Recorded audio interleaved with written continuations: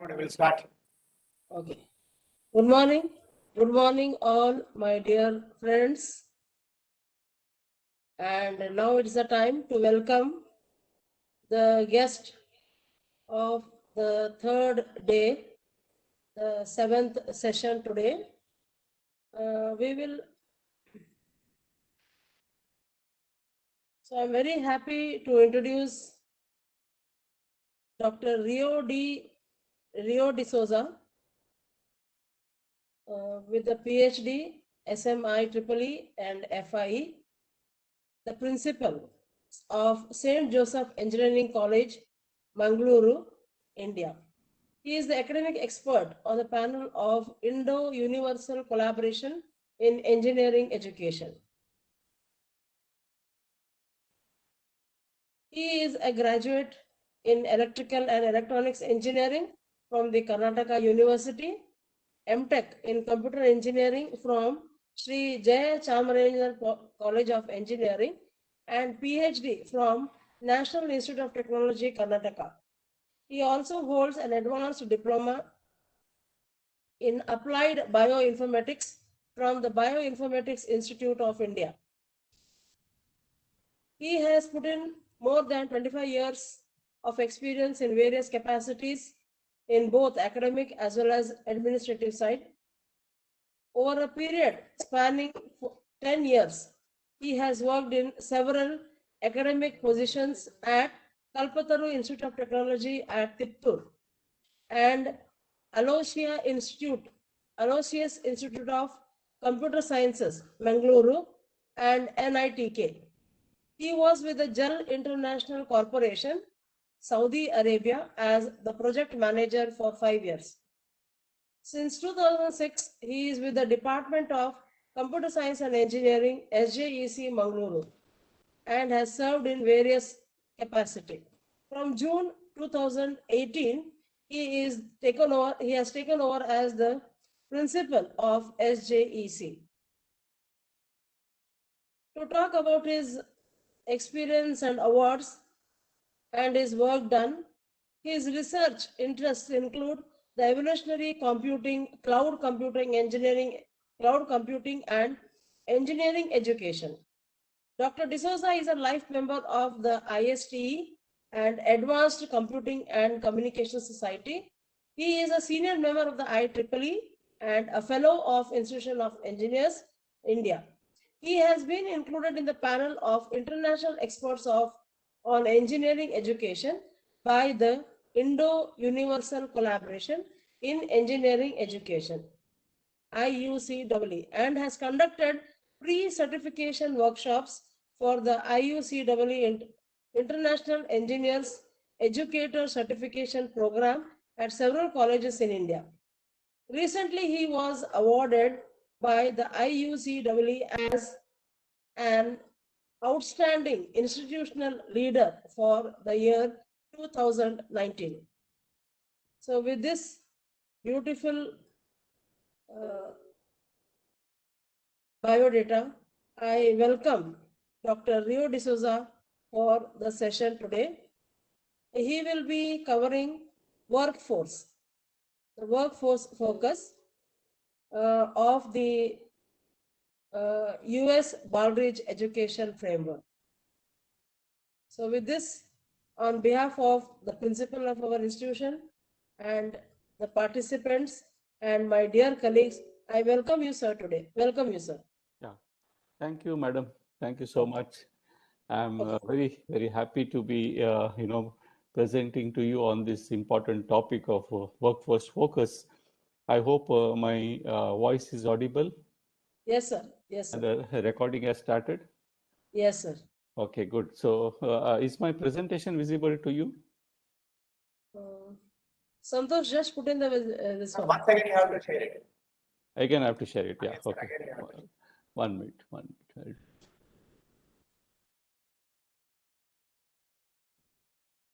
Okay.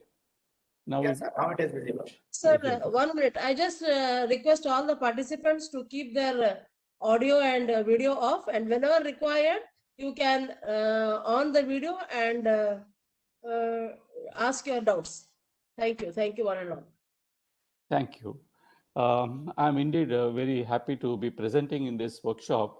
One of the things which was not mentioned in my biodata was that I am an alumni of Basveshwar Engineering College at Bagalkot. Very nice, sir. I never knew that it is not mentioned in your Yeah, yeah. biodata, sir.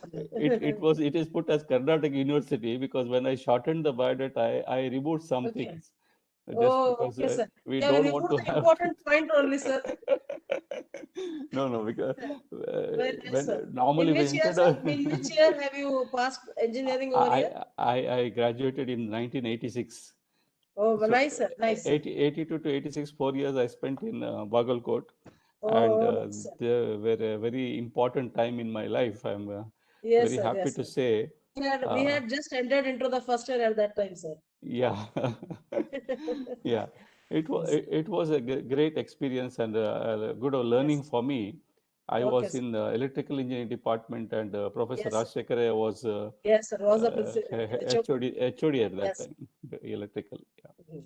And I learned a lot. Yes, And sir. recently I visited Bagalkot again in April this year. Yes, sir. April Oh, okay, sir. first week we met Principal Injaganeri. Yes, We sir. specifically came to see the engineering college because we heard that it was one of the best autonomous colleges in the state. Yes, sir. Yes, sir. So Yes. yeah, yeah. So I we have have just conducted both B and MTech over there only, sir. And wonderful. most of my colleagues are from the same college here in the Yes. participant list. Yes, yes, he was mentioning about starting of the polytechnic, and Injaganeri was telling us about and how well you people are doing. Yes, sir. And I was very impressed at the growth and the change in the college. Yes, sir. Um, Yes. so we specifically visited the college. We saw everything because we have just recently gone autonomous, St. Joseph Okay, sir. Engineering College. Yes, sir. From the coming academic year, we are becoming autonomous. Okay, So sir. we wanted to see some good Ours things. is autonomous since 21 years, sir. Yeah, wonderful. That's a great achievement, I must say. Yes, sir. Yeah. So one of the things is that why should I be speaking on workforce focus is a question which I would like to just address. Uh, we had undergone this FDP with Dr. Manuvara, and Okay, sir. this was in April, May, and during that time, when interacting, he was speaking about workforce focus in the Baldrgie's education performance excellence framework. Okay, sir. And when he was speaking about that and he was telling some of the good things about that, we found that some of these things are already implemented in our college. Okay, sir. So many things we had in place. And Okay, sir. that must have prompted him to ask me to present on this topic Very because nice, sir. yeah, we have been we already have an HR manager. We are practicing many of the things which are which the workforce focus calls for. So Okay, sir. that is how I happen to be talking to you. So Nice, these sir. are a few of the things which we'll be discussing. Why we need to look at workforce focus and some key excellence indicators with respect to Baldrige framework, and then a few other things which are put up there. Of course, the presentation I'll be sharing, so later on you can go in detail if you want. At the end, of course, I'll be looking at the things that we follow at our college, just to showcase as such. So, one question for little interaction, so that you people don't go to sleep and are not bored.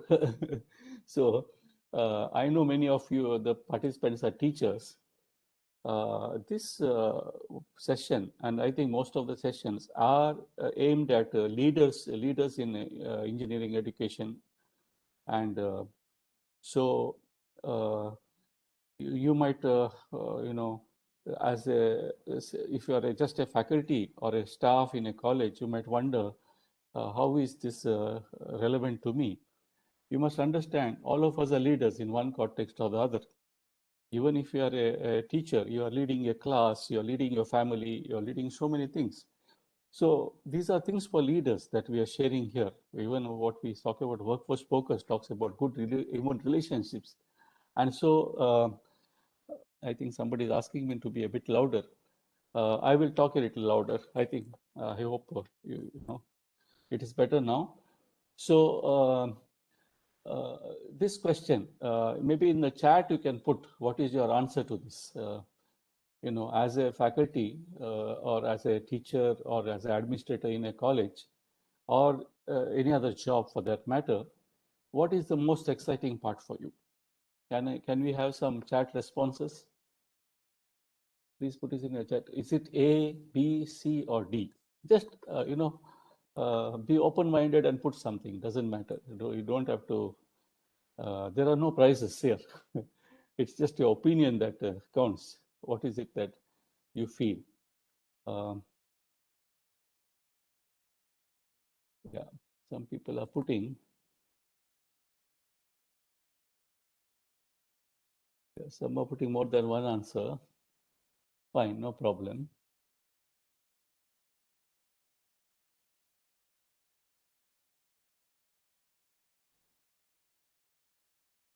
I think many of the people are opting for B or D. D is seems to be more popular. You know, making a difference in the lives of students. Fine, let us go on. Okay, so this is a small quote I put here by Beth Albright. I believe that fundamentally people want to come to work, do a good job, feel like they make a difference, and be recognized for their work. It's the opinion of this person. I mean, there's a lot of good things that the person is saying, but we need to understand. Sometimes we might have other opinions too. So coming back to the US Baldrige Excellence Framework, I think you have been covering different aspects, and I understand that by now you must have finished leadership, strategic planning, and customer focus, and also measurement, analysis, and knowledge management. That is also over, I think, yesterday. So today I'm introducing you to this workforce focus, and people are still saying they cannot hear. Let me try something else. I'll take off my.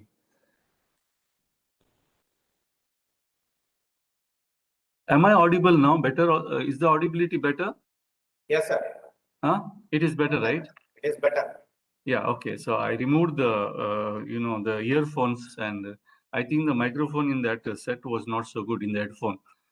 Okay, this is better. Then I'll continue with this. Yeah. Fine. Yes.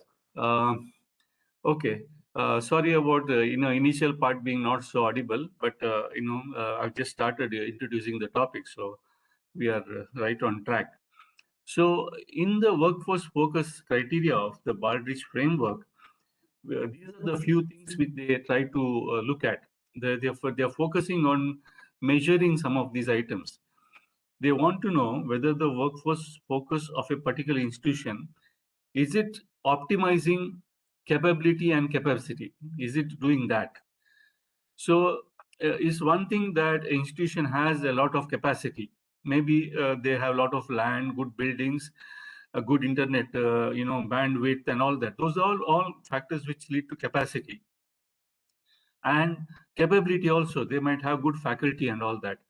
But is it optimized? Or is it that, that the people are working at cross, objectives? They are, one department is trying to defeat the other department and fighting, infighting and so on.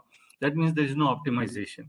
So the workforce focus try to measure and see whether there is an optimizing framework within the institution. This is one first thing. The second thing they try to see is whether the workforce focus in an institution is organizing and managing the workforce to serve customers and achieve strategy. You might organize and manage the workforce to do many things, but the primary aim is that you have to satisfy customers. So that is one of the things. Another thing would be to make sure the vision and mission of the institution is met. How is that met? Through the strategic plans. So achieving strategy is important. Only then you will be able to achieve the vision and mission. So the workforce should be, focused on these things. The other thing that they try to look at is whether the focus is there to design proactive processes and policies to ensure safety and security. One of the factors which is many times ignored is safety and security, especially of maybe students and faculty and so on, the workers that are there, the workforce. So are there proactive processes and policies to ensure that these things are there? An important thing.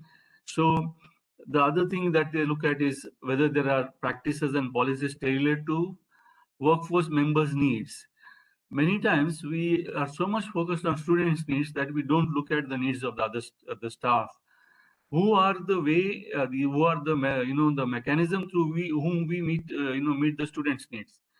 So if we don't meet the needs of the workforce itself, then sometimes we'll not be able to reach out to the students in a better way, to the society in a better way. So this is one of the other things, whether there are practices and policies in place. Another thing they look at is whether the focus is engaging the workforce through meaningful work, clear direction, and accountability. Many times, the meaningful work part of it is taken care of because there are a lot of policies and framework, government regulations, and all that. And clear direction also is not always a problem. If you have level-headed people, you do get clear direction. But many times people hesitate to get accountability out of their workforce. That means the workforce are not held accountable that we have given you these resources, what have you done with that? You are accountable to what is given in your custody, what you're supposed to do. Sometimes that doesn't happen. And then there are, also whether, it ensures a trusting, effective, and cooperative environment, supports, recognizes, and rewards high performance. These are some of the things that, the workforce focus is trying to measure these are the key excellence indicators of the workforce focus in the US Baldrige framework. And some of the elements that they actually look at in the format which they use to measure are some of which are given here. Now, my intention is not to directly prepare you for submitting a proposal for Baldrige Excellence Performance Framework to get accredited under that. When you really want to do that, then you need to look at the current formats. So what I have taken here might not be the exact relevant one which is there now, but these are the things which keep on evolving over time. Small changes here and there are made, but basically these are the things that they try to look at. One is that the work systems. The second part is employee learning and motivation, and the third is employee well-being and satisfaction. So these three elements are what they try to really look at, and most of the questions in the format are directed at measuring these particular parameters which are given here. These are the elements of that. Organization and management of work, employee performance management system, so performance appraisal and all that comes there. Hiring and career progression, promotion policies and all that comes there. Employee learning and motivation is very important. So education, training, development, all this comes there. And the third is what type of environment is provided as such. So these are some of the things which are looked at by the elements of workforce focus. Going on, let me try to go a little deeper into this workforce focus from a talent management perspective. The total capability of the employees or the workforce is the total talent pool that is there in an institution or in a company, and managing these things are important. For one of the such frameworks put up talks about looking at different voices. They say look at the voice of the employees, the voice of the customer, and the voice of the processes, and try to measure these or listen to these. So there are mechanisms to do that. For example, voice of customer is something which almost everybody does. They have feedback surveys, they have places where they ask opinions and so on. So this is something which is very much done. Even the voice of processes also is something which many times is done. One of the things which is ignored here is the voice of the employees. Though in meetings and so on, opinions are expressed and people do listen to things, it is not done in a very structured way. So doing that is also important. Only when you do that, the entire cycle will be complete and you get a improved operational performance or a enhanced financial performance as such. So these are the three critical voices, it is they say, and I've given the reference for that at the end of this presentation. Those who are interested can look at that.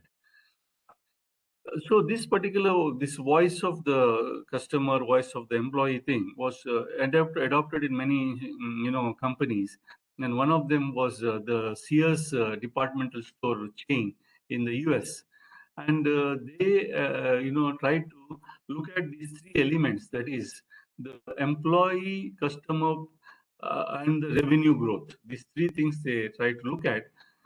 The idea is, see, normally if you have a departmental store chain, you might want to make that as a compelling place to shop. That is, you might say, customers who come should have a good experience. They should feel that let us go there for shopping as such. And you might always focus on doing that. But how do you achieve that? If you are able to do that, you get revenue growth, you get profits, and so when you have profits, people from outside who want to invest in your company will look at it and say, let us invest in this company because this company is growing fast. It's a supermarket chain which is developing fast. It is a worthwhile place to invest. But how do you achieve a place, make it a compelling place to shop? One of the ways that they say is that you should focus on employee attitude and behavior and make it a compelling place to work. If your employees are happy and they are the ones who are managing everything within the place where the customers come in to shop, then they will give the customers a better experience and the customer impression will improve.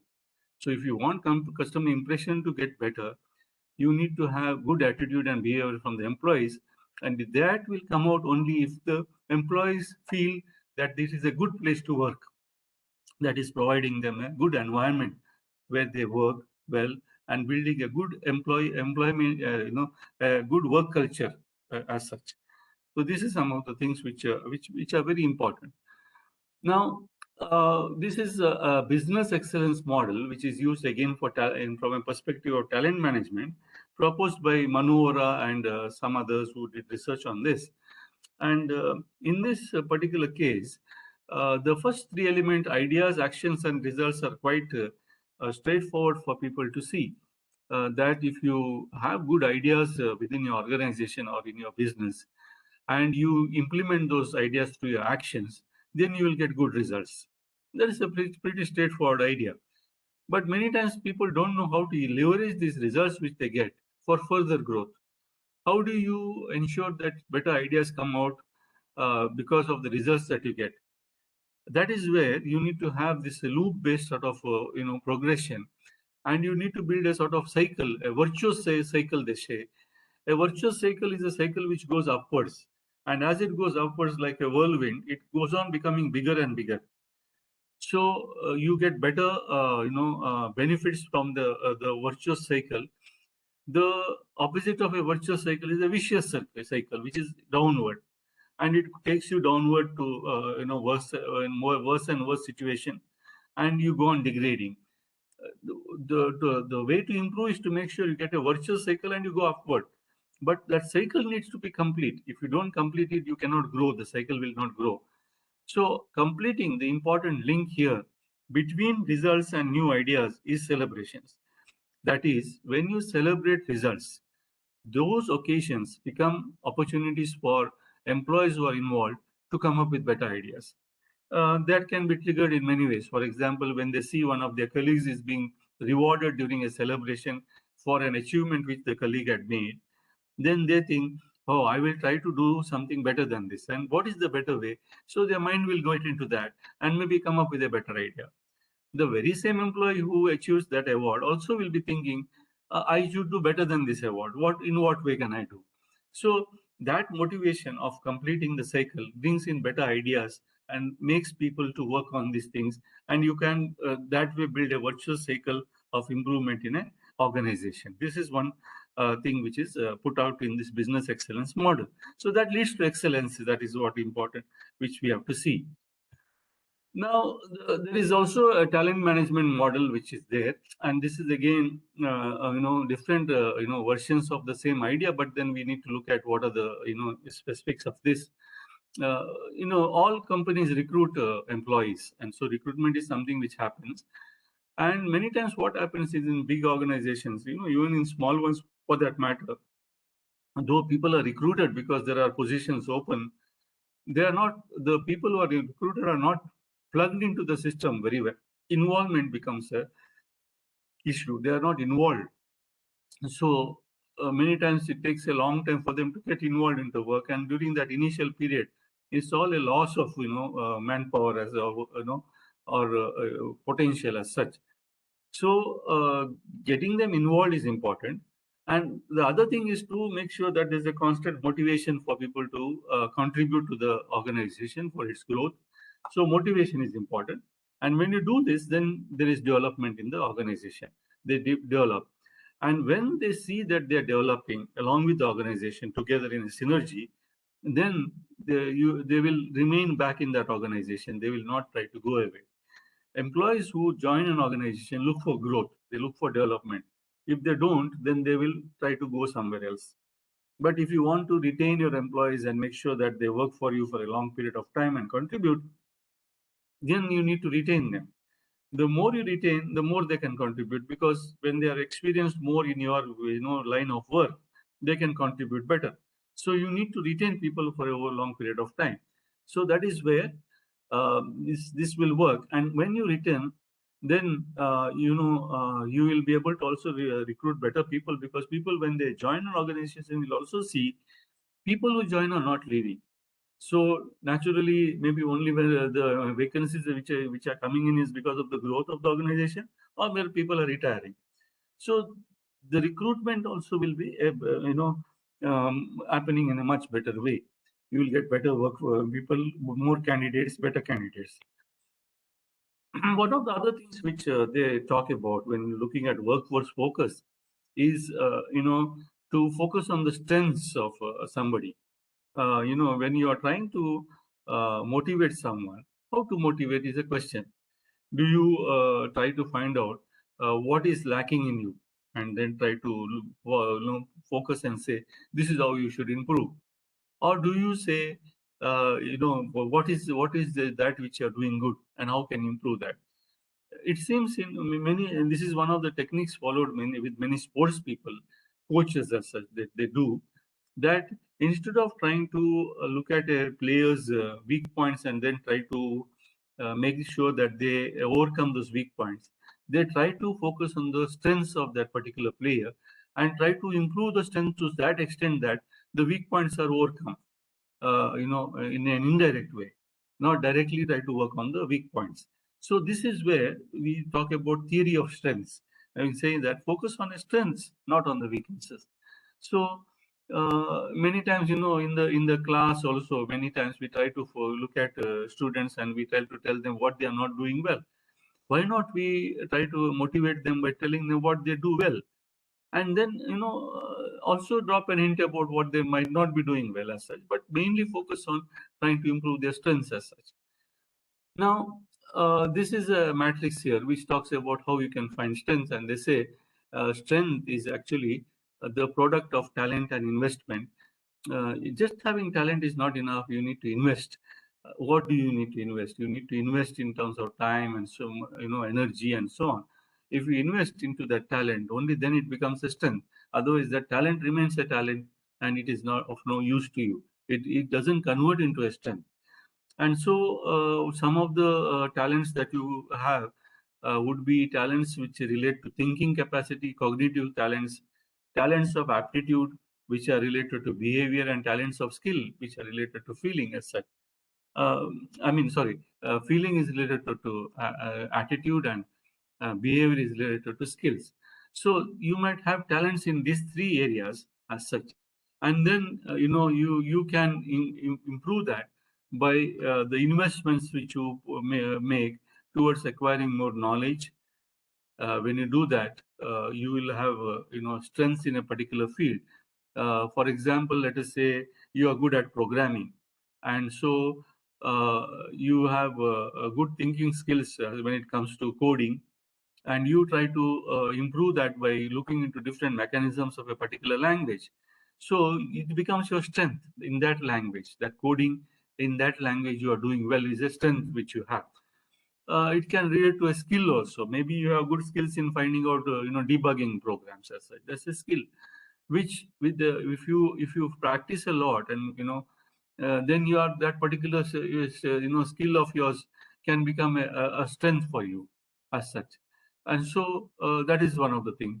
When you have more opportunities for practicing, then you also get more experience, because you might find new errors which you do or mistakes that you do, and then you learn to avoid them. So these are things which will help you to convert anything into a strength as such.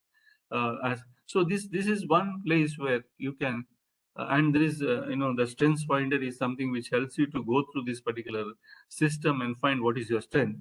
And so those who are interested can look at that reference and go to that. Um, I think that was Tom Ruth who had put it across. Now, a small break. Now I covered a few topics, so just to have a little more interaction so that it doesn't tend to being a monologue from my side. With students, many times I use this Mentimeter or Edpuzzle, but then I thought, in this case, let me limit to just putting up questions as a poll. So this second question is now asking you, what is the most important aspect of your job? According to you, what is the most important aspect?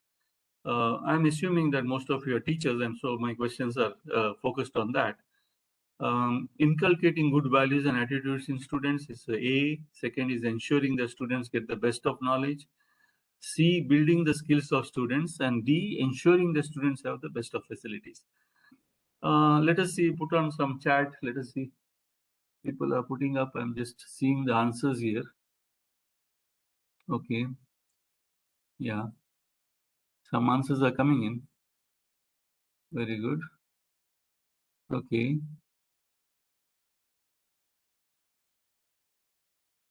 Right.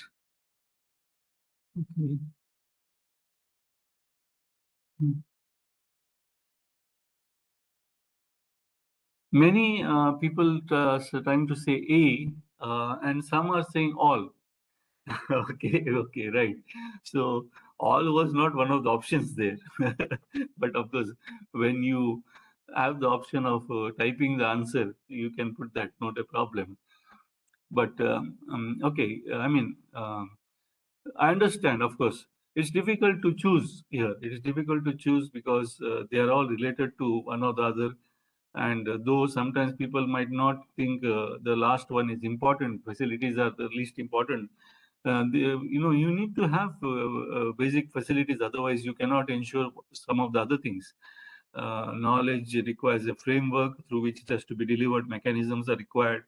Skill building requires machines, mechanisms, processes. Inculcating good values and attitude also requires a framework under which it has to be done. And all these are facilitated through facilities. So all of them are linked to each other, and they are not independent as such. So it's just a question, a poll put up to have some interaction. Need not be very take it very seriously. I mean, it's all serious business, no doubt, but it's more of interaction that I'm looking here. Now let us go on. There is one more model called employee excellence model, and I'll be going a little more detail here. And this is a great learning that we had from Dr. Manu Vora that I want to share with the participants here. Um, one of the we saw that we need to have excited employees, and if there are excited employees, then they ensure that there is better satisfaction from the customers that we have, and the customers, especially for an education institution, are the students. And then the secondary customers are the industry, because the students have to be employed by the industry. So you have direct customers as the students, indirect customers as the industry or the society. Either way, you are preparing people, and if you have to do that, then the people who are doing this process or engaged in preparing the students, those are the teachers or the staff, and then how to make them excited. That is the question. So there are three elements, that are important. There might be a few others also, but primarily making sure that employees participate in the process and are motivated and they are able to develop as they go about their work. These are three things which are very important. So we look at each of these as such. Initially, we'll look at participation. Now, employee participation is something which can be ensured, it seems. These are the four different elements that they're looking at here: orientation, mentoring, the meetings, and teamwork. The four elements are orientation, making sure employees are oriented in the right way. And that is normally something which is done in the initial days when you recruit somebody, and then making sure that they are put into some sort of a mentoring system where they get constant inputs as such. That has to be there. So they need to know what they are doing right and wrong, and so some sort of feedback has to be there, and that is normally through a mentoring system can be done. The third element that ensures participation is making sure that whatever you do, you should have some sort of a teamwork. That you should not encourage centers of excellence, like where only one person is the excellent person and doing everything, but try to encourage where people come together and work, because there is more strength in that, more reliability, and more continuity. If you have people who are whole and soul and doing everything, supposing they quit for some reason or they have to move on, then you have a big lacuna problem, because suddenly you will find that you are nobody to do the work that person was doing. But teamwork and distribution of work ensures a lot of continuity and reliability for the organization. And that is one goal which we have to always keep in mind. The other thing is, meetings. Meetings are important because though teams work together, sometimes they need to meet with the management. They need to meet with other stakeholders, and so not just that when they are working on a specific thing, but when planning for it and so on, you need to have. So meetings ensure that there is enough of feedback and distribution of ideas and discussion. So all this ensures that employees participate in the process of having a better experience for the customers as such. Now, about the orientation part, we'll focus a little bit more on that. Especially this orientation, as I said, happens in the initial days that an employee comes into the organization, maybe new staff that you have recruited, and then you need to do some sort of an onboarding activity. And in that onboarding activity, one of the things is to provide a big picture. Tell them about what is the overall intention or objective of that they are in that organization, why they have joined there as such. Give them a big picture, though the specific thing is that they have to day by day do their classes, prepare the course plans and so on. The overall objective is that they are there to provide, a better experience for the students, and so that big picture needs to be communicated from the organizational perspective.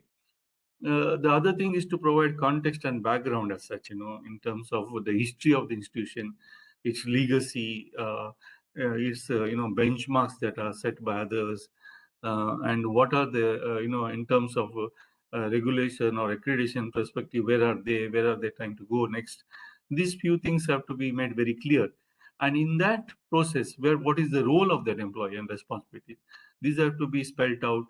And then once you have told them the role and responsibilities, with these roles and responsibilities, what is expected from them, what is the standard that they have to meet, these are the things which have to be communicated.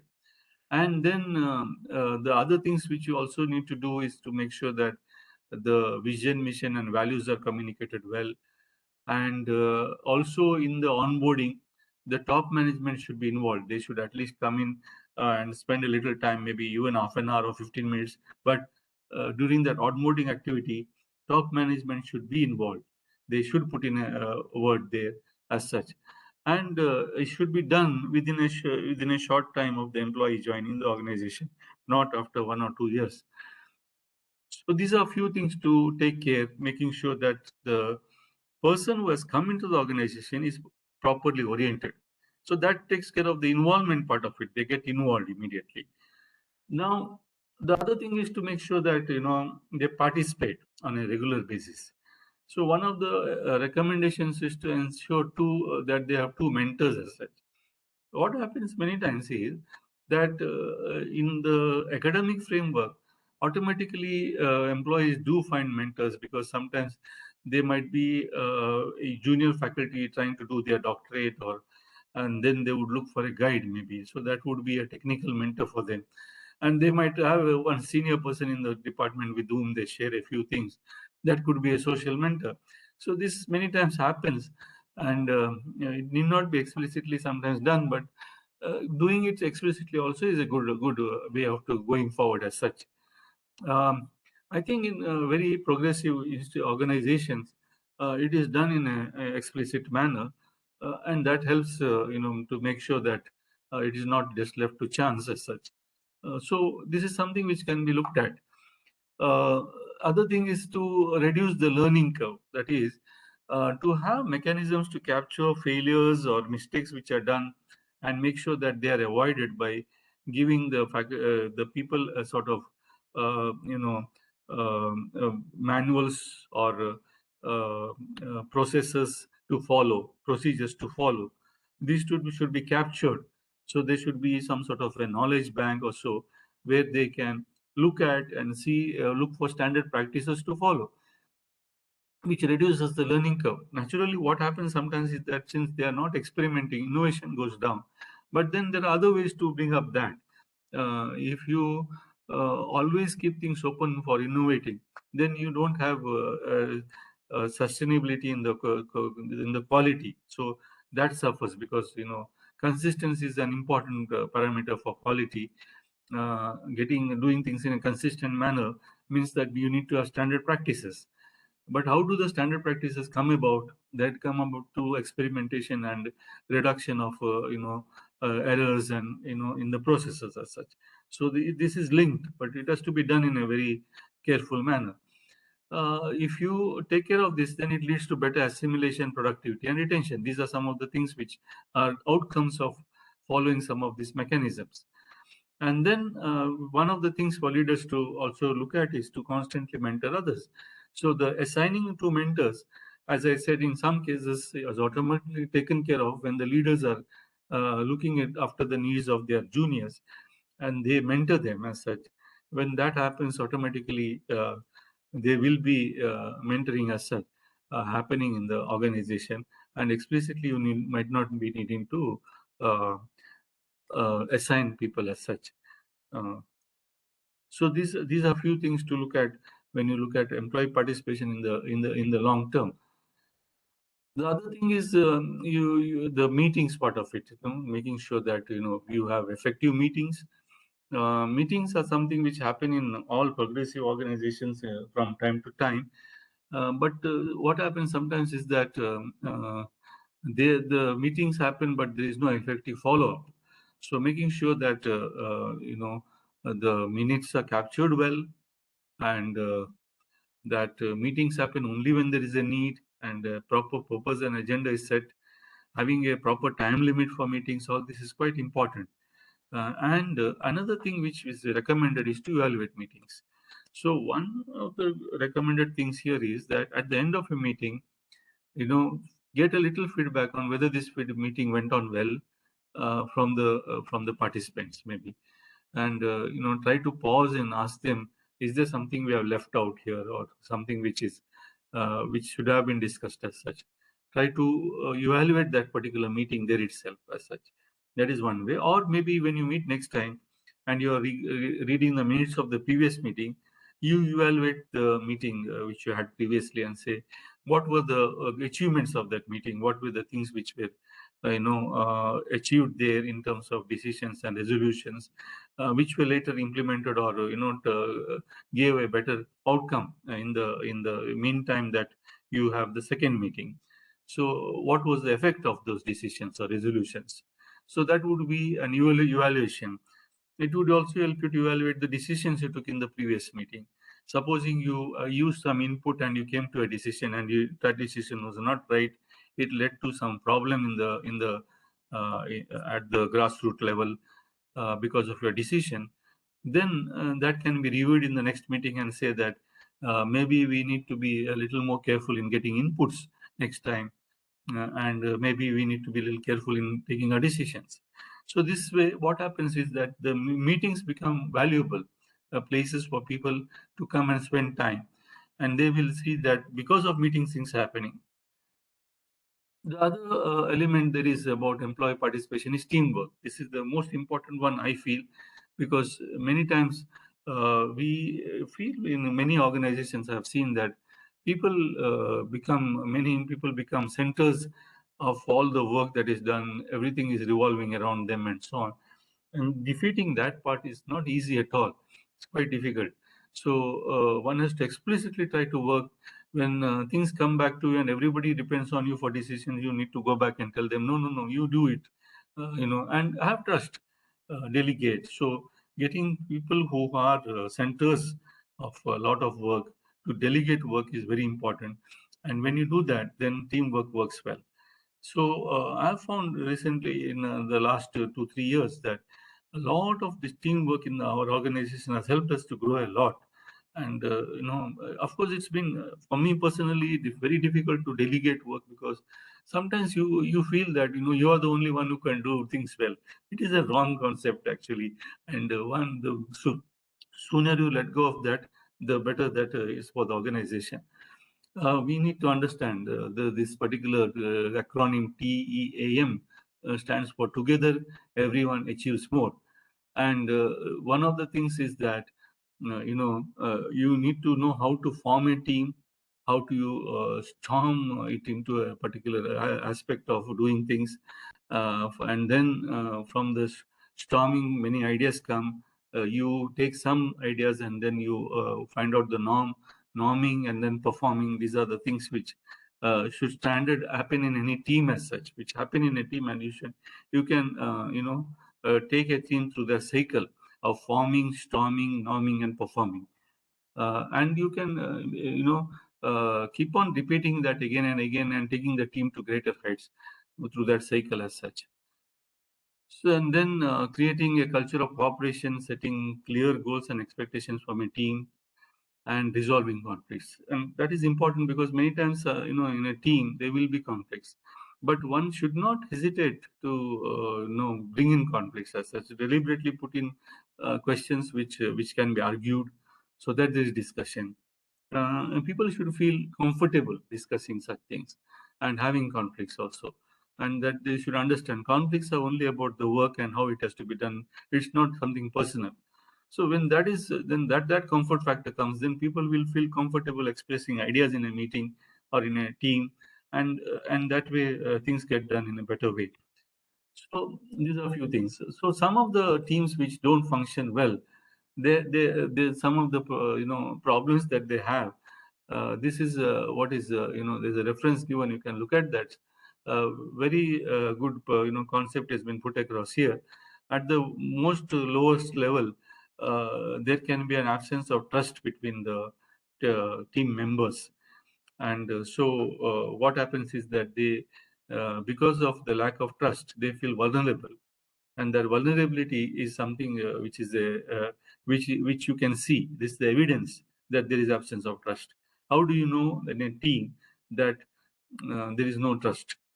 You talk to their members, and they say, no, I am not feeling very happy in working in this team. I am feeling that I might not be able to work in this.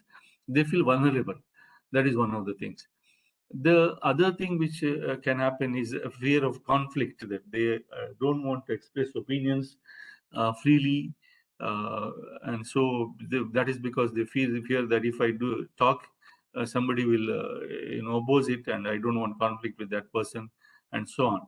Sometimes personal relationships come in the way of expressing these opinions and so on, mostly because they do not want to have conflict with the other person. Now, then how can you notice that this is happening? When you notice that people all smile nicely and wish each other and have an artificial harmony, but at the base, at the at the back of or away from the meeting, they are all talking behind the back and they are not happy with each other. The other thing which can happen is lack of commitment. That the decisions are taken, but people are not committed to the decisions. They are not committed to the team, what is happening in the team. And this can be observed by when you talk to people in the team, and they are ambiguous about what they need to do. They don't have a clear idea, and they don't know what exactly the team is trying to achieve. So that ambiguity is a sign of lack of commitment. The other thing is an avoidance of accountability, and which can happen. And if this is there, then the team will have very low standards. They will not have, they will not try to achieve something at a very high standard. So that's because whatever work they do and it's presented in the meeting is accepted. And people are not holding. Let us say the report put on the table by one of my team members is not up to the mark. If I'm not holding that person accountable and I'm accepting it, that means I'm accepting a substandard work. So it leads to low standards. But I should have the courage as a team member, not as a leader, maybe as a team member itself in the team to say, no, this is not up to the mark. There is a mistake there. This is not right. Spelling mistakes are there. Errors are there. This is there. That is there. Whatever, criticize. But that will lead to a better standard, right? I mean, ultimately, that is where you hold somebody, the team members accountable as such. And the members should know, I cannot take something substandard and show it there because they'll hold me accountable. The other thing is the final thing in a team is when results are achieved, nobody cares about them. If and that is shown, that happens when each one is having their own ego and status as such. Then they don't want to acknowledge the results of other people. So that is where one has to overcome these things and give attention to results, and then that leads to a very well-performing team as such. So these are some things to look at and take care when you are working in a team or building a good team. Now, small break again. We are almost completing 50%. I'm in the middle of the session, and a small pause here. At your workplace, what motivates you most? Let us see some responses, please. A, is it when they involve you, or when they recognize you, or when they listen to you, or when they empower you? Which is the bigger motivation for you? A, B, C, or D? Please put it in the chat box.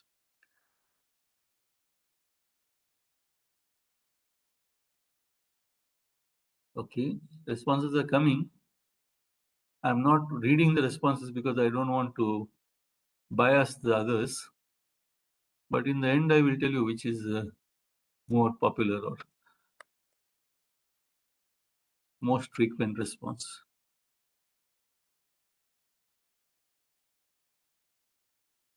Yeah, most of them are going into B, C, D. Some of them are saying all, but I hardly saw any A as such. Okay, fine, no problem.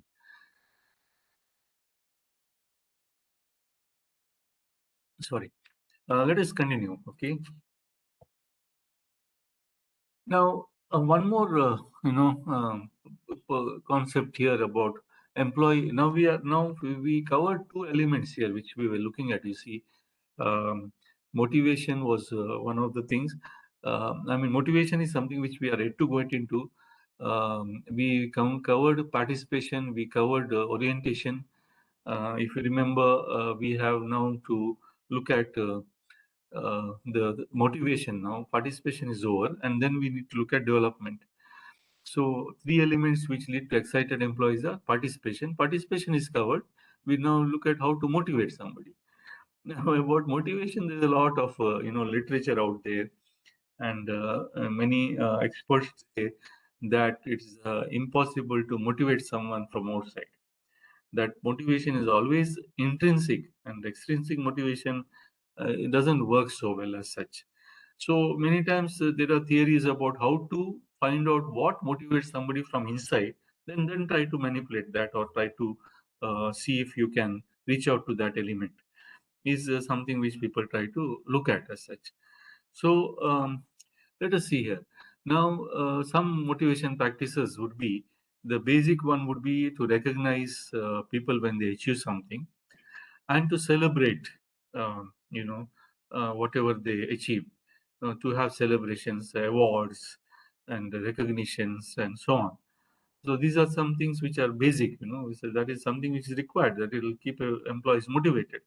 One of the other things would be to making sure that they're involved, and that can be done through getting suggestions, and also systematically making sure the suggestions are implemented or used, and giving them reasons when certain suggestions are not adopted, why as such, why they cannot be adopted, what are the, sometimes employees don't know why certain why a particular suggestion cannot be taken up. Then you need to tell them that this is the reason why we can't do that. Otherwise, if it's a good thing, you need to do it. And many examples can be given. There was a suggestion some years back in our organization saying that instead of working every Saturday half day, why don't we work 2 full days in a month, and two days we have full holidays, which after some period of time we adopted it. We took up the suggestion because we saw that way the resources would be better utilized as such. So 2 days on we work, and 2 Saturdays were complete holidays. Of course, during the pandemic, because of the 6-day working requirement from university, we have stopped that, but we might revert back to that after some time when things get normal. But this is some suggestion which was taken up after a period of discussion and listening to employees as such. Just an example. I mean, that way we do listen to employees, to students also. The other thing which is at a little higher level would be theory of strengths, that is looking at strengths of people and giving them work which is related to their strength, which is to make sure that their strengths become more stronger as such, and not putting people into places where their weaknesses are challenged, making it difficult for them to look at. Sometimes, that was one thinking when I initially, started my job. That was a feeling that I was thinking, that the employees should be challenged and so that they can overcome their weaknesses. But then I think theory of strengths talks about, no, that is not the right thing to do. The right thing is put them where they have strengths. So this is what we have been doing. Like when we have some new job coming up, then we say, who is the best person for that? Who has got strengths in that area? Does it need communication? Somebody good at communication. Does it need good systematic work? And then, but maybe not communication. Okay, then this person doesn't talk much, but is good systematic work, ways of doing things. Okay, put him there.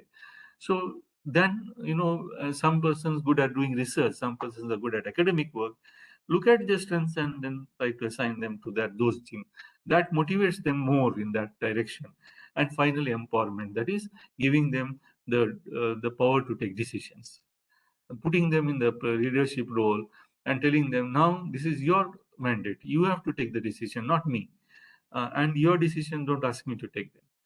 Giving them power and making sure that they use that power, empowerment, that is very important. That is something which we, and many times, there is a tendency from people who are in leadership roles to take decisions for their employees, saying that, oh, that person is not doing it, I will do it, and I will put out the notice, I'll put out the memo, which has to be put out by that person. No, that is where you need to avoid this thing and make sure that people are empowered.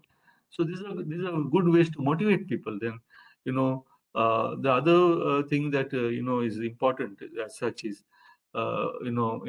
empowerment, can lead to a situation where people give more suggestions because they are empowered, and then the suggestions can lead to good recognition, because they are able through, because of the suggestion, something good happens. Then you say that this person gave the suggestion because of which we are able to achieve this. You recognize, and when you do that, they feel more empowered.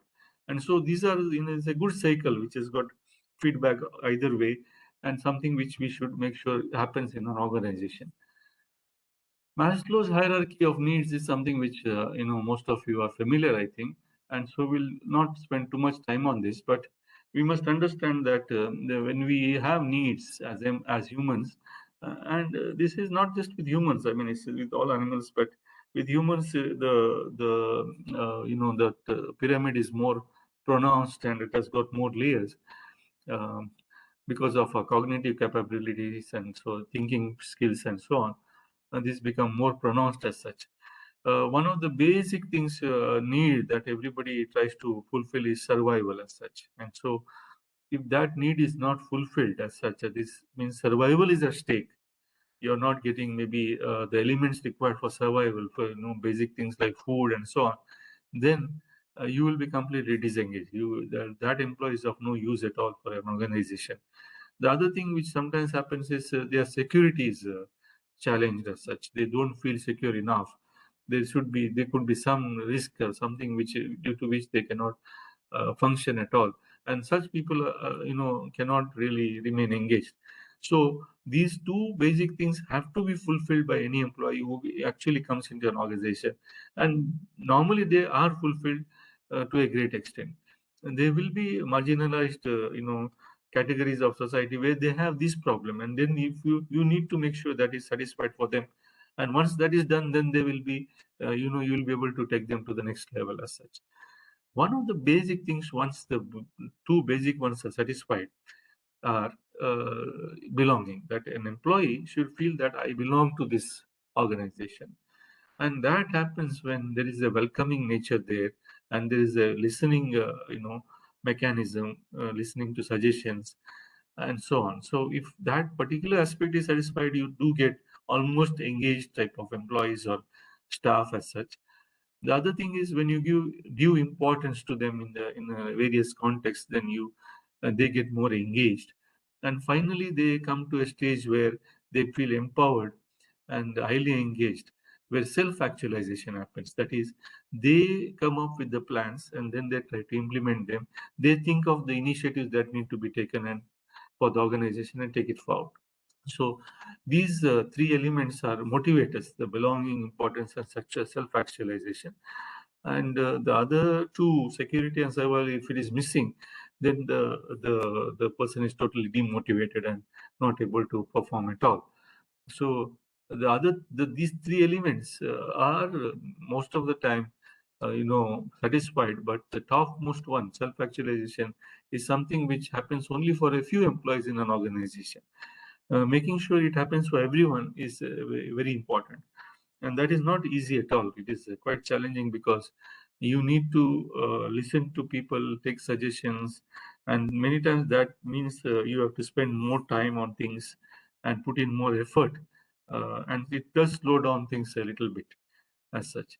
Uh, Achieving all of these needs more time. Sometimes in the need for expediency, where we want to try to do something fast, then we try to should have shortcuts and we don't go for good survey or good, taking suggestions.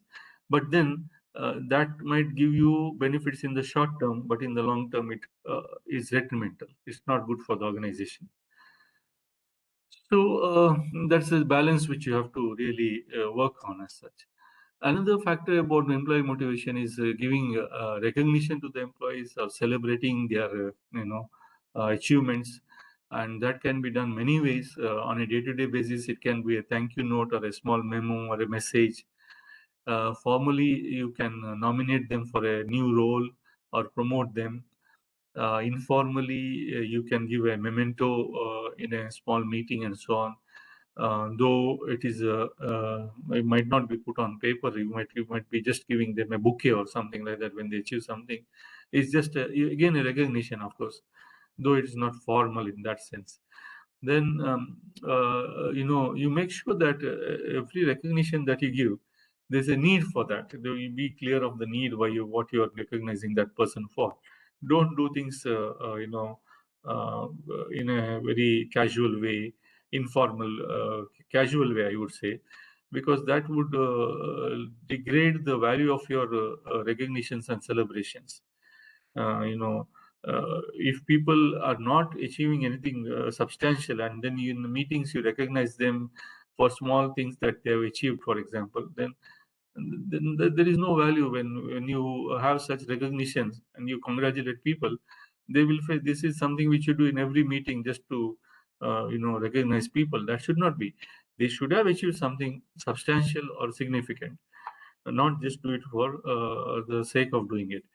Then you could have a process, and it could be a part of a process. Recognition could be something which you standard put in as a step in a particular process, and then setting aside a budget and measuring the results from time to time. These are important. When you measure things, you learn. You come to know when people have achieved a particular benchmark, and then you are able to recognize them for that. Otherwise, what happens many times, these benchmarks are not even noticed as such. People themselves might know, but the organization doesn't know about it as such. So then that is something which you need to understand. Especially in marketing and so on, they have benchmarks like, we sold so much, this is the thing which I reached and all. Their recognition is very important. They do it very systematically, but it is not many times done in academic circles. Something which you need to understand. For example, let us say a teacher has been getting 100% results continuously for 10 years. Do you have a mechanism to recognize that this has happened, or it happens and the teacher knows it and or nobody knows it for that matter?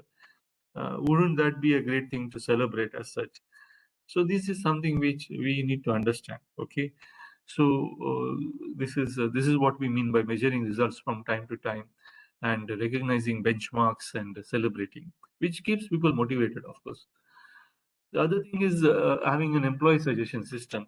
And I mentioned a little while in the beginning of this session that at our college, we were doing many of the things which are suggested by the workforce focus. But one thing which we were not doing was having an employee suggestion system. So for us also, that session on workforce focus, which Dr. Manohar conducted, was very useful because we learned many things. One of the things was this, that we need to have a rigorous employee suggestion system. Though suggestions are taken from employees in meetings, we don't have a specific system through which we do collect. Of course, with the advent of Google Forms and usage of Google Suite in a college, we many times collected opinions through the Google Forms, and we were trying to use that as a feedback. But we need to have formal systems wherein we take employee suggestions, because employees have a lot of knowledge. If you're not using that knowledge to take you to to balance your decisions, to streamline your decisions, or to take better decisions, then you are losing out on a major important element which is there in your employees, which you have actually recruited them for. Creating a system to gather, recognize, and act on suggestions is important from that perspective. That is the employee suggestion system. And then involving suggesters in the implementation. That's a very good thing to do, because if you have suggestions and you take up the suggestions and implement them to other people, they might not be so effective. Once involving suggesters is very important, because then they have ownership of the idea. When somebody has ownership of something, then that becomes a better way to solve a issue or a problem as such. Recognizing employees whose suggestions have positive impact also is an important thing to do as such. Okay, so these are few things which which can be implemented through an employee suggestion system. Coming to the last element in this particular employees excellence model, that is the employee development. In this employee development, there are three important elements. One is the education and training. The other one is the employee satisfaction part of it, and then performance appraisal. Each of them feed into each other, so they are all self-sustaining type of elements as such. Let us look at education, employee development first. That is the education and training part of it. It's important to make sure that employees, after they join an organization, keep on improving themselves by involving themselves in some sort of training or knowledge acquisition. So learning should not stop. So no matter how good they are the experts, they are the people who are leading that particular field, doesn't matter. But making sure they are involved in some sort of a new learning is important. And for doing that, one of the important ways as leaders one can do is to lead by example, making sure that you yourself as a leader is taking workshops, FTPs from time to time, and employee knows about that. Share it in meetings. Tell them that I attended this, I attended that, so that they are also prompted to say what they attended and what they are doing as such. So that is one of the things. So continuous training for superior skills, yes. If you are not don't continuously train, you will not improve your skills. And leading by examples is important. The other thing which you can do, because most organizations have their own way of doing things, is to develop a curriculum for training and set objectives for training, saying that at this level you need to have covered this much of so many sessions, or you need to be able to answer this test and so on, and developing a database, keeping track of what people training has happened. During the last 4 or 5 years, we focused a lot on employee training. Took people to leadership and a lot of other trainings through IUC and so on. But I have an Excel sheet along with HR. Our HR, human resources manager. We maintain that, wherein we know who took which training and of which direction. So for a particular employee, what were the trainings that they underwent? I can check it immediately through that Excel sheet as such. So developing such a database or a place where it's recorded, the trainings are recorded, is important, because when you want to assign new responsibilities, then immediately you can go and check and say, oh, person is best for this because this person had that training that year and so on, and as the background for it. Linking training to annual review process. So one of the things we have in our organization, and that is the performance-based appraisal system, and in that we annually review each employee, and that is where an annual review process can happen. And then during that review process, you can ask the employee, what training did you undergo during this year? So since the employee knows that he has to answer this question, at least for that sake, they will learn to do training. I mean, training they should do because they want to improve themselves. But if that is not motivating enough, you can make sure that you explicitly ask them, so that at least to respond to your question, they will undergo at least 1 or 2 FDPs and so on. You need to evaluate the effectiveness of training also. Excuse me.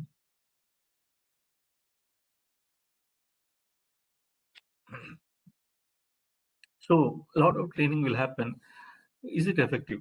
Taking feedback, making sure that people are able to effectively use their training, whatever they were trained for, is important. And then use training to recognize good work. That is, when people do something, achieve something, give them a token or a coupon which they can utilize to go for another FDP or something like that. Fund more training for them. So coming to going further into employee development, one of the things important is to have a performance appraisal system. So when in 2012, in the year 2012, when the 6 pay scales were supposed to be implemented in the organization, our top management told us that we will give you 6 pay scales only if you have a system of appraising yourself and telling us what you are doing with the better pay scales, or in what way you are working better for the institution. So we immediately looked into the systems, and we found that UGC had this performance-based appraisal system, but it was very much different for implementing it for a private institution. But we took it, we adapted it for our customized it to our situation, and we implemented it in the organization. Needed a lot of political will from the management, and a lot of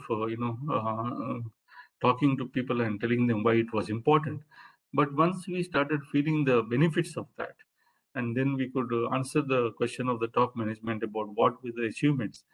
And immediately after that, we got an NB accreditation and so on. The institution has grown a lot because of these measures. So then top management was happy that giving these pay skills has led to something positive, and this is something which is measured. The performance appraisal is there. But for me, important thing that has happened is that employees know and appraise themselves, and they know where they stand. You need to conduct frequently the appraisals, one of the important, at least minimum once a year, but twice a year is recommended also. Objective is to make sure that the appraisals are done with clear objectives. You spell that out in the beginning itself. And this is why we are having this objective, this appraisal. And during the appraisal, try to, as much as possible, focus on positives, with those things which I achieved, and not too much into failures. But you can talk about things which are not positive in terms of failures, so that you get feedback on what you need to improve in the system, from the system perspective, as such, that way. That is where the last point it comes, the system perspective on this slide. Do not blame individuals. When something they are not able to achieve, you say, what can we do to avoid this problem next time? Okay, so you were not able to do that workshop, even though you did all the preparation for it. Why was that? Oh, it's because of some problem with the schedule. So how can we make sure we? So you look at that. You don't say that that person did not do the work properly, but system failed somewhere. What can we do to improve the system? And then make sure that.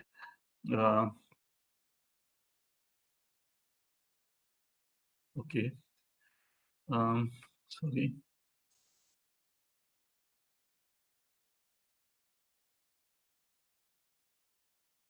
Right. So we look at um, the inputs which you have to use in a performance appraisal system. I will be showing a slide on what system we follow later, but you make sure that the inputs which you are using when you are doing performance appraisal are coming from various sources, like student feedback could be one source. It could be another source could be the annual action plan of the faculty, could be the results. So different things could be used, elements which could be used in the appraisal as such. It could be the opinion of the seniors, or the supervisors of that particular staff as such. Then the other thing is to make sure that the review which happens during the performance appraisal is very aspirational, constructive and developmental, not negative and not destructive type. Giving positive, good comments is important. And then I already spoke about system perspective. So performance appraisals help you to, keep make sure that the employees or workforce gets feedback on what is happening and how they are doing their work as such. The other thing is ensuring employee satisfaction. And this can be done by gathering the pulse of employees, and at least making sure when you gather feedback, a few things are addressed every time, uh, the important ones, and address them, and communicate and tell them if you are able to address a few things that I have addressed this, and if you are not able to address a few things which they are talking about, why you are not able to do it, or when you will do it, if you are not able to do it immediately. Another thing would be, if you are trying to solve a particular problem that the employees have raised, make sure that you involve them in the solution also, and make sure that they are also part of the solution as such. So these are some of the things where the employee satisfaction goes up. Good leads to a good work culture in the department and in the college. And this work culture, departmental culture, is something which is very important for an organization and suffers a lot. I know, and I've worked in some places where there is no, absolutely, the seniors don't talk to each other. Faculty themselves in academic circles, I'm very sorry to say, there are departments where, especially the seniors, they don't even talk to each other. They are totally antagonistic, and they don't want to even wish each other in the morning. These are not places where you can work well. Very, very sad to say. And some premier institutions I know are dogged with this problem in some departments. Very sad to say. And that's because of the egos and the status that they propagate. And that's not a very good place to, not a good culture at all. And I don't think that leads to good employee satisfaction at all. Okay, small, again, a poll at this point before I go into the last stage of my presentation, where I talk a little bit about our college. Uh, should student feedback be a part of the faculty appraisal? first would be an answer would be yes. You don't need to type the whole thing. You just say yes, no, or maybe when you are answering on the listing chat. Yes, students are important stakeholders. And two, no, students cannot be expected to praise faculty.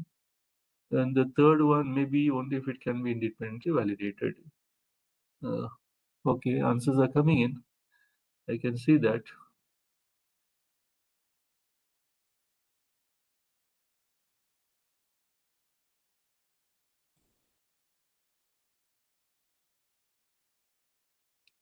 Okay, almost everyone is saying yes.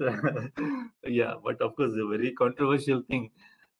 What happens when you look at the feedback, which you know, in all our annual faculty review, which we do every year, we sit with the faculty, and one of the elements we review during that time is their student feedback, and the usual response many times is that the students are giving this response because I'm strict with them. If the feedback is negative, they say that. Sometimes it is true, sometimes it is not. How do we do that unless we independently validate it? That is a point to note. The other thing is when they get good feedback, you will be wondering whether this faculty has got this excellent feedback. Is it because this is the other students really happy with the teaching, or is the faculty very liberal, giving good marks? That question is there sometimes, which you wonder. Maybe independent validation is important. Is something which you have to look at. Supposing, let us say, in a feedback, you get one negative thing, that this faculty, insults students, and has insulted me during this last year. And there is only one such comment. It could be positive. It might be not positive. What I mean, it might be true, even though only one person is saying it, and that person might have been insulted. Who knows? Whereas you get about, say, 10 to 15 students in a class of 60 putting up saying that the faculty always insults, then there must be some truth in the matter. You can directly say that. You don't need independent validation, I would say, in such case, because so many of them are saying it. Make sure that the feedback, when it's collected, also is collected in a situation where they don't get time to discuss and put a feedback, because then they can coordinate and put things. That is not also good. So this way, collecting feedbacks in the right proper way, manner also is important. But if it's collected properly, then it can be used as such. Okay, so it's not directly related to workforce focus as such, but I think in terms of reaching out to the customer, it's an important element. Student feedback.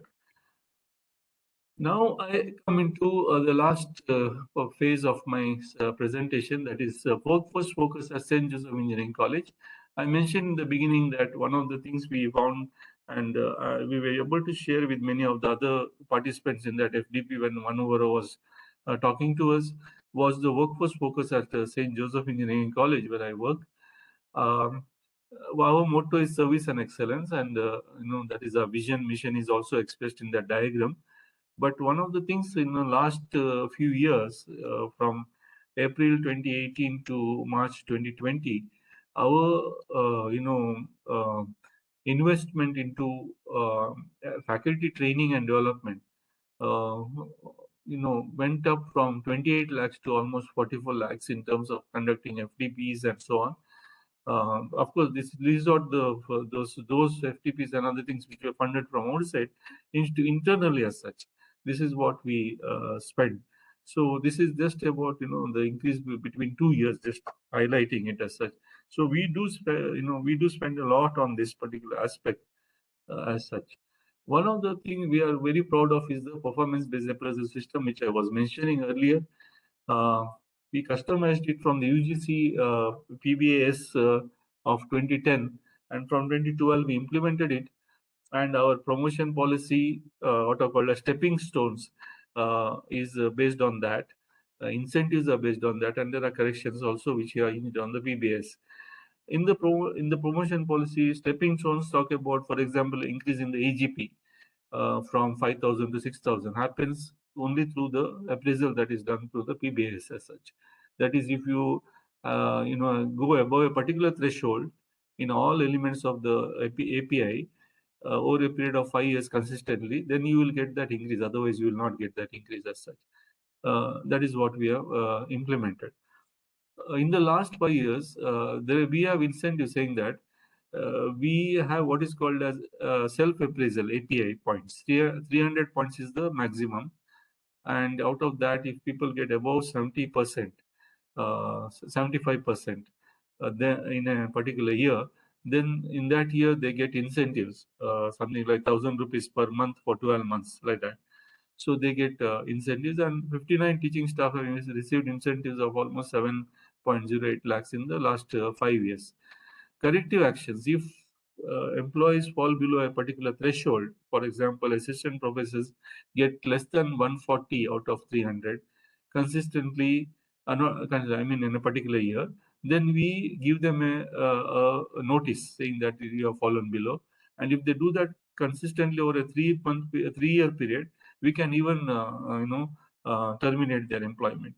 So these are some of the things which are built into the system, and we have done given memos, and corrective action has been done to 21 teaching staff as such. So every year, management, principal and the director and so on sit with each and every faculty individually, along with the HODs, in the presence of the HOD, and with the person to take minutes, a clerk will also be there. And we spend 15 minutes to 20 minutes minimum with this person. Sometimes these discussions can go on for an hour or even more with each employee.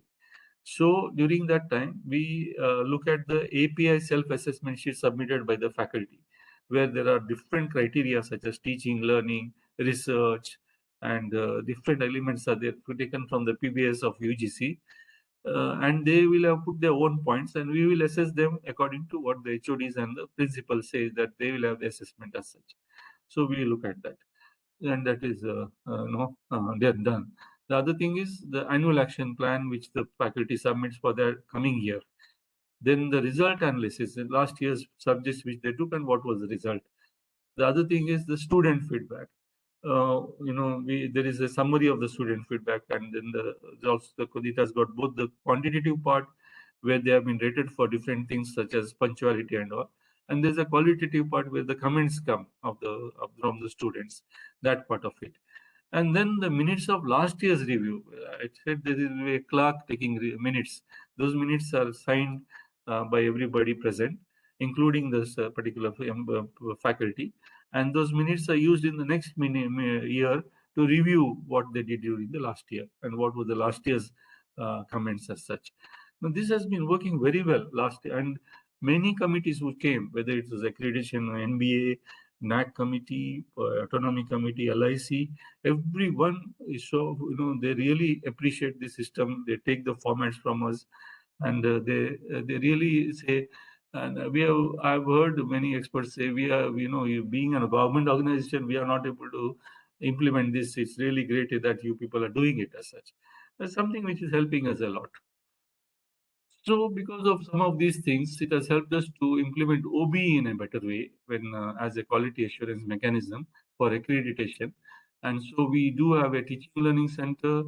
We have faculty who are certified internationally through the IICP certification, which is the international certification, where they undergo pedagogy-related, training by international experts, and some of them go beyond and take a IGIP certification, which is again a teaching certification from Austria. Then we also have people who are trained on leadership, and facilitation. Then we have frequent benchmark visits. I just now mentioned that I had come to Bagalkot in the beginning of April. That was for a benchmark visit to look at good institutions. And then we do give financial support for attending conferences, publishing papers. Our leaders attend the leadership summit. We have faculty conclave, research conclaves within the organization for the faculty to present their teaching methodologies to others, boot camps, or to present their research. And then we have a series of workshops we do in the vacations on different streams. One would be on accreditation and OB, it is called as Integra. So there will be Integra in the odd semester vacation as well as in the even semester vacation. There will be experts who come and they present and so on. And similarly, there's one called Spandana series, there's a Spurti series, there's Olympias, Cornea series. Some of them are about teaching technical skills, some of motivation. And Olympia is just a place, a celebration where we go to offsite to a place outside the organization for a day and spend time and come back just to rejuvenate. So these are things which we do. And so this has led to some good transformations over the last few years in our institution. We have been able to get good publications in engineering education. As a principal, I have been able to get Institution Leader Award. College got a transformation leader award to the college. Best papers in engineering education. Our faculty, there are two of them who are associate editors of JEET, which is a journal on engineering education. And a lot of things have happened in this particular sphere as such, to transformations. And during the COVID-19 pandemic, I am proud to say our faculty did a lot of good work, and which is now bringing in a lot of outcomes to a lot of successes now to the institution. They, online teaching was something which they already were practicing before the pandemic. So it was easy for us to get into that. All faculty had course web pages, either in Coursera, either in this Canvas or in Google Classroom. So it was easy for us to go into online teaching. So not only did they teach their own courses online, our faculty during the last, the first wave of the pandemic in June, July, August in the last year, went out to almost 30 institutions in the neighborhood of Mangalore, institutions which are PU colleges and degree colleges, and trained the teachers to do online teaching. And that was, in the pandemic time itself, with all the precautions, they went in every institution, because the teachers there, they didn't know how to do it. So we told them, show them how to use the tools and so on. So a lot of good work is happening because of the training that we have given to our staff as such, faculty. In the month of February, we had our first NAC cycle. We are not applied to NAC so far because we had an NBA accreditation, which was more important in engineering. But we applied for NAC, and NAC visited in February. And in the first cycle itself, we got A plus with 3.39 out of 4, which is quite a good achievement as such. Comparatively, very few institutions get to A plus in the first cycle itself, which talks about the work that our faculty are doing. And recently, we applied for autonomy, and the UGC team visited in last week of November, and they have now declared us as autonomous. VT also has, conferred autonomy on us. So we are going to be autonomous from the coming year as such. Within 20 years of our existence, now we are now just completing 19 years and going into the 20th year. We are autonomous. And then we had this NISP, National Innovation Startup Policy, and it was approved by the Ministry of Education, whose innovation cell looks into it. And in the month of June, we got the IACT Idea Labs, which was sanctioned to us. So this is one achievement, which is a great achievement because of the workforce focus that we have in our institution. And we plan to sustain this over the next 2 years, try to have more people certified internationally on the international certification, focus on publishing research papers in engineering education, promoting leadership, entrepreneurship courses, and we want to go in for ISO certification also. These are some few things which we plan to do. I think we have almost reached the end of my presentation here. Final reflection that is from Sir Richard Branson, that is to train people well enough so that they can leave, but treat them well enough so that they don't want to leave. So many organizations hesitate to do train people hesitate to send them on sabbaticals to the industry or outside for higher studies, because they feel it's a risk. The more you train, more qualified they become, and the chances are that they'll leave. But this is where they say that the way to make sure that they stay back is to treat them well, and if you do that, then they will stay back and contribute in a better way. A few references are mentioned here, and few more references also are there. I will share them offline, and I would, if there are any questions, would like to take up questions, please. Next few minutes. You can either put them in the chat, or if already people have put, you can let me know.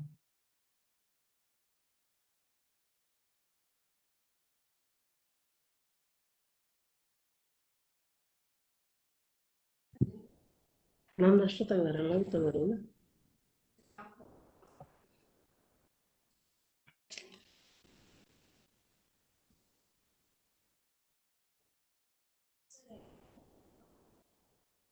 About feedback, I think somebody says it needs to be anonymous. Yes, that's true. Feedback needs to be anonymous. So that's important. Otherwise, you will not get honest feedback when you take feedback. Many people, especially if you're taking feedback from students.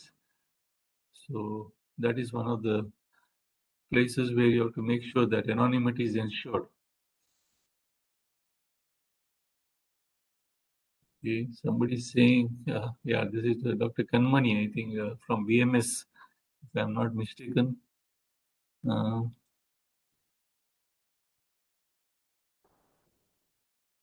We are impressed by the planned initiatives towards HR development. Yeah. So we, took a bold decision about 10 years back to have a HR manager, which is very rare. You don't find in education institutions. But that has helped us a lot. The HR person is the most hated person in the institution. The HR manager himself says that I am the most hated person. But if you really see the work done by that person in terms of systematizing and making sure employees get better benefits, better policies adopted, and all that, that is a lot. They don't like when the HR points out the problems and takes action, gives memos. All this they don't like.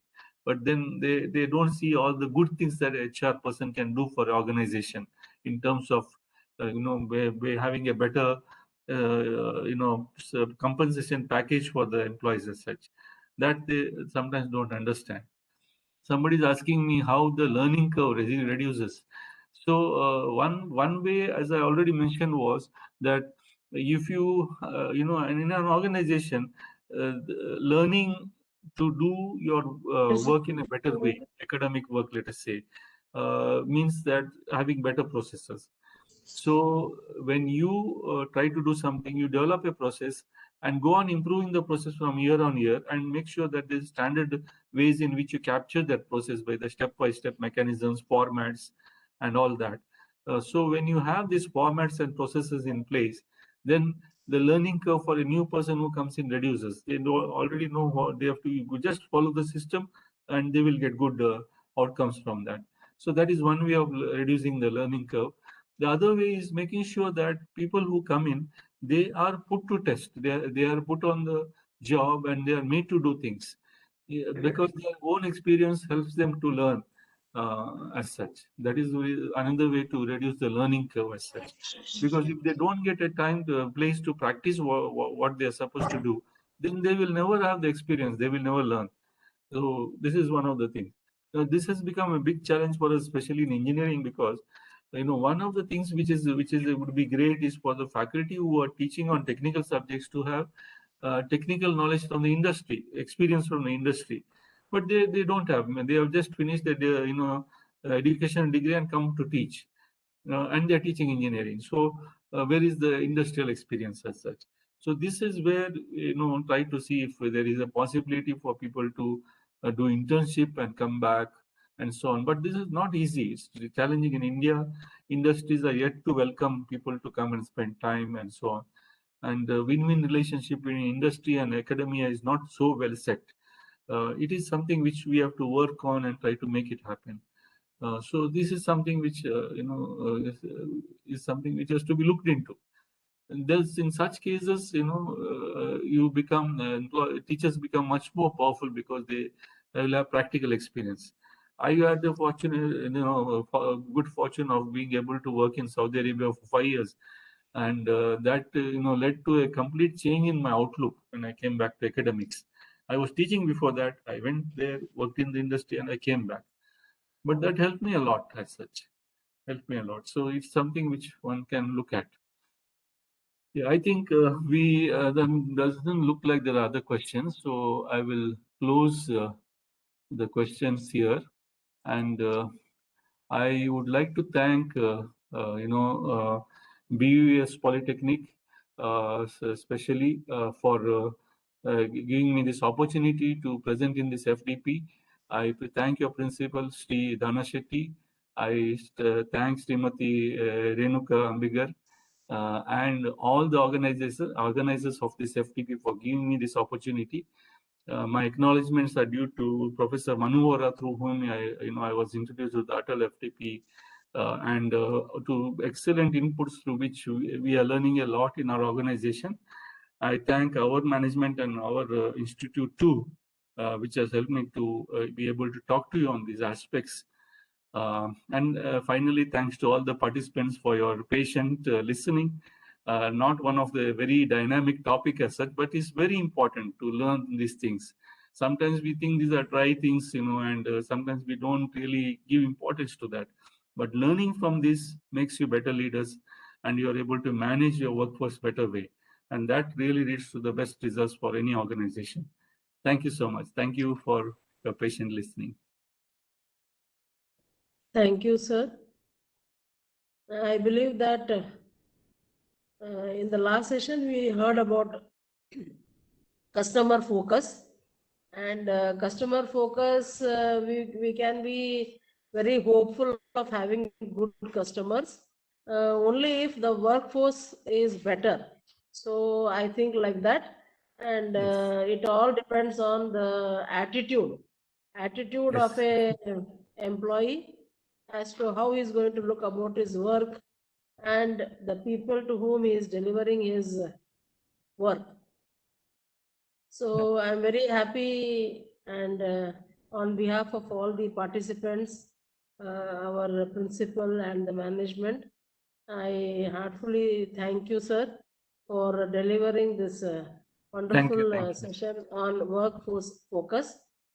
Thank you very much, sir. And thank you, madam. surely Manu Vora, sir, I will mention him that, because every evening he will call me and ask me how the day was and how the sessions went on.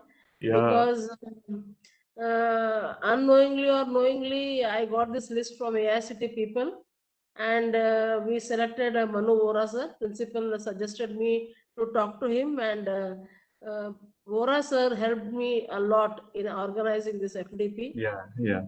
He's a great man, and you need to keep in touch with him, all of you. Yes, sir. Yes, sir. So he was very kind enough to put on the schedule and put in all the resource person also. And the same list was given to me by the AICT people also, sir. Yes, madam. So I'm very thankful to you, sir, for delivering this beautiful lecture on workforce focus under the US Baldrige Education Excellence Framework, sir. Thank you very much, sir. Thank you very much, sir. Thank you, madam. Thank you. Bye-bye. I will log out. Thanks to everyone. Yes, sir. Thank you. Bye-bye. Okay. Okay, dear participants, we will join for the next session at 12 o'clock. Hope all of you join at the right time and make this FDP a grand success. I want each one of you to take the benefit of this FDP. That's all. Thank you. Thank you very much, all of you.